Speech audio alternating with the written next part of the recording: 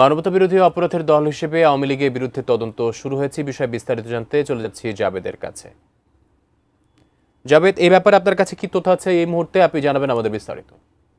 আপনি জানেন যে দল হিসেবে আওয়ামী লীগের বিচার যাতে করা হয়, এই যে জুলাই আগস্টের মানবতা বিরোধী অপরাধ সংগঠিত হয়েছে, সেখানে আওয়ামী লীগের, যুবলীগের এবং তাদের যে অঙ্গ সংগঠন ছাত্রলীগ, বিভিন্ন তাদের যে সংগঠনগুলো রয়েছে, তারা এই জুলাই হত্যাযজ্ঞে অনেকেই যুক্ত হয়েছিলেন এবং সেখান থেকে তাদের বিরুদ্ধে এনডিএমের পক্ষ থেকে একটি অভিযোগ দাখিল করা হয়েছিল আন্তর্জাতিক অপরাধ ট্রাইব্যুনালে।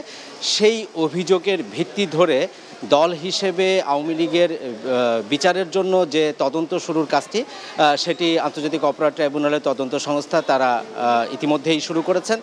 কিছুক্ষণ আগে আন্তর্জাতিক অপরাধ ট্রাইব্যুনালের চিফ প্রসিকিউটর মোহাম্মদ তাজুল ইসলাম তিনি ব্রিফ করে আমাদেরকে যেটি জানিয়েছেন যে একজন তদন্তকারী কর্মকর্তা তাকে নিয়োগ দেওয়া হয়েছে, কিন্তু কাকে নিয়োগ দেওয়া হয়েছে সেটি তার নামটি তিনি উল্লেখ করেননি। এবং একই সাথে আমরা জানতে চেয়েছিলাম যে কোন ক্রাইটেরিয়াকে ধরে এই দল হিসেবে আওয়ামী লীগের যে বিরুদ্ধে যে তদন্ত সেগুলো করা হবে। তিনি বলছেন যে আইনের মধ্যে থেকে যেই বিষয়গুলো তাদের তদন্তের প্রয়োজন হবে সেই বিষয়গুলোকে মাপকাঠি হিসেবে ধরে তারা এই তদন্তের কাজটি করবেন।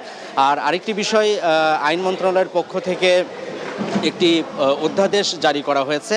সেখানে বলা হয়েছে যে এই যে জুলাই আগস্টের মানবতা বিরোধী অপরাধের যে ঘটনা, সেই ঘটনায় যদি কেউ যুক্ত থাকে এবং কেউ যদি অভিযুক্ত হয়, অর্থাৎ তদন্ত সংস্থা যে তদন্ত করে আন্তর্জাতিক অপরাধ ট্রাইব্যুনালের চিফ প্রসিকিউটরের কার্যালয়ে যে প্রতিবেদনটি জমা দেন, সেখানে চিফ প্রসিকিউটর বলেছেন যে এই অধ্যাদেশের মাধ্যমে এখন থেকে যেটি হবে যে কেউ এমপি ইলেকশন অর্থাৎ সংসদ সদস্য নির্বাচনে তিনি ভোটে দাঁড়াতে পারবেন, অর্থাৎ নির্বাচনে অংশগ্রহণ করতে পারবেন না। একই সাথে যে স্থানীয় নির্বাচনগুলো রয়েছে সেই নির্বাচনেও তিনি প্রার্থী হিসেবে অযোগ্য প্রমাণিত হবেন। এবং একই সাথে সরকারি কোনো সার্ভিসে, অর্থাৎ পাবলিক সার্ভিস বলা হয়েছে, অর্থাৎ সরকারি কোনো পদে তিনি আসীন হতে পারবেন না, বা যদি তিনি থাকেন তাহলে সেই পদে তিনি থাকতে পারবেন না। এবং এটার মাধ্যমে যে আনুষ্ঠানিক অভিযোগটি দাখিল করা হয়, অর্থাৎ যে প্রসিকিউশনের কাছে তদন্ত সংস্থার কাছ থেকে যে তদন্ত প্রতিবেদনটা জমা দেওয়া হয়, তারপরে সেটি তারা যাচাই বাছাই করে ট্রাইব্যুনালের কাছে আনুষ্ঠানিক একটি অভিযোগ দাখিল করেন, যেটিকে তারা বলেন ফর্মাল চার্জ।